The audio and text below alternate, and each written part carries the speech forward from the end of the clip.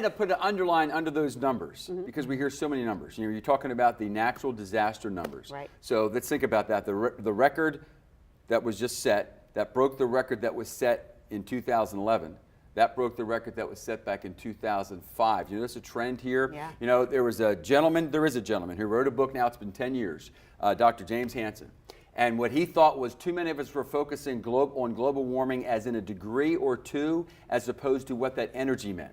And what he thought was that our grandkids are going to notice more of the storms and the extremes of the weather as opposed to the temperatures. And that was written 10 years ago. And we seem to be playing this out. So anyhow, if anyone wants to understand this better, I think it's a great book that talks more than just the degrees. It's the storms of our grandchildren. No storms tonight, although for those of you heading to the beaches art walk, there may be some showers, as there are some showers on the way. And for all of us tomorrow, whether you're going to an art walk or you're just enjoying the day, here's what we're going to see. Showers around, but there'll be some sun. Look for a high of 71. That slow warming trend during the day continues. We had a high today of 70 with an easterly breeze. And notice that sun is setting just a little bit later each day. Okay, for those of you that do have a chance to maybe reach the beach or do some boating, here's what we can expect tomorrow. Notice the cooler temperatures because the sea surface temperature, it's beginning to moderate, but it's still chilly out there, 56 degrees. Do want to emphasize, and this is something we're going to see now for much of the rest of the winter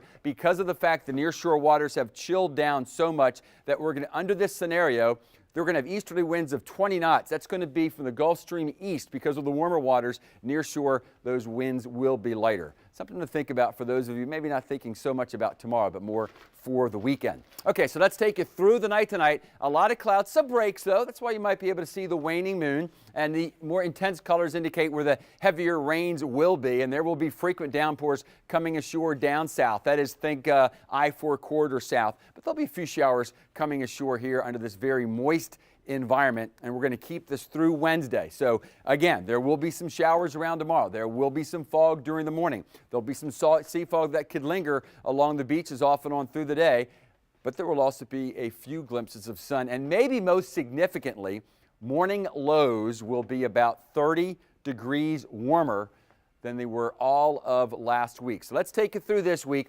Notice even the morning lows stay warm. The morning lows, in fact, for the rest of the week will be warmer than what our afternoon highs were all of last week. If you're looking for the dry day of the next three, notice on Thursday I'm not showing any precipitation. I think 99% of us will be shower-free. Then the front arrives. So notice the temperatures drop.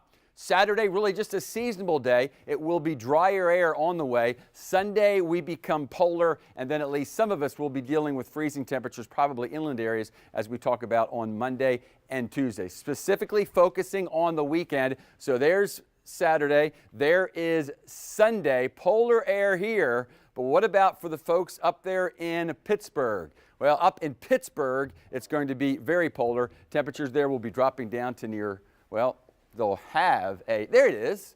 There's our Jags, and there's Pittsburgh. That's going to be the high for the day. That's why we're recommending all kind of gear for our Heather. No, Heather's going to be there.